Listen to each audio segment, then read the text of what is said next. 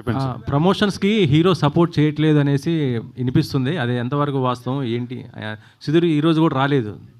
అదే నాకు ఏందంటే సుధీర్ గారు చాలా రెస్పాన్సిబుల్ పర్సన్ అనే నేను సినిమా బేసిక్‌లీ ఆయనని హీరోలాగా ఒప్పుకున్నది ఎందుకంటే ఆయన చాలా కింది నుంచి పైకొచ్చాడు. ఆయనకి ఎప్పుడు పెట్టలేని బడ్జెట్ పెడుతున్నాము కాబట్టి హీల్ డూ జస్టిఫికేషన్ అనుకొని సెలెక్ట్ చేశాము.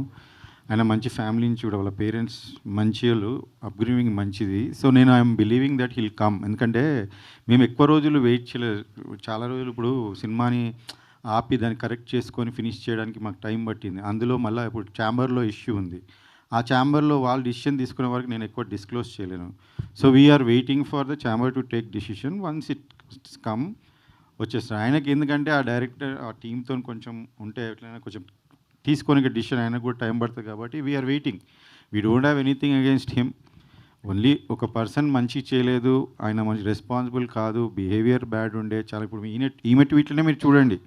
ఆయన తీసేశాక 1 ఇయర్ బ్యాక్ తీసేశాక ఆయన సీన్లు లీక్ చేశాడు నెట్‌లో. ఏ సినిమా సీన్లు ఏ డైరెక్టర్ అయినా చేస్తాడు అలా. సీన్లు లీక్ చేస్తే ఛాంబర్కి వెళ్తే ఛాంబర్ ఆయన మీద పోలీస్ కంప్లైంట్ ఇవ్వమని ఇచ్చాం. ఫైల్ అయినాక ఈ రోజు కాక చెప్పలేను మీకు. పోలీస్ కంప్లైంట్ ఫైల్ అయింది, కోర్టుకి ఆయన పంపించారని ఇప్పటిదాకా చెప్పలేదు. ఎందుకంటే అది సుధీర్ గారి లైఫ్కి ఎఫెక్ట్ అవుతుంది, ఒక మూవీకి ఎఫెక్ట్ అవుతుంది, ఇంతమంది కష్టాలు ఎఫెక్ట్ అవుతుంది నేను చెప్పలేదు. ఇప్పుడు నేను చెప్తున్నాను ఎందుకంటే ఎక్కువ రోజులు మనం దాచలేం. అలాంటివి ఆయన ఒక 1 ఇయర్ ఆ కంప్లైంట్ ఇచ్చి మనం అది చేసినాక 1 ఇయర్ నుంచి సినిమా ఏ విషయంలోనే ట్రోల్ చేస్తున్నారు మీరు చూడండి.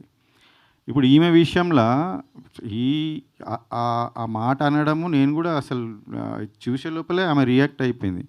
ఎందుకంటే she is like that, she is very straight.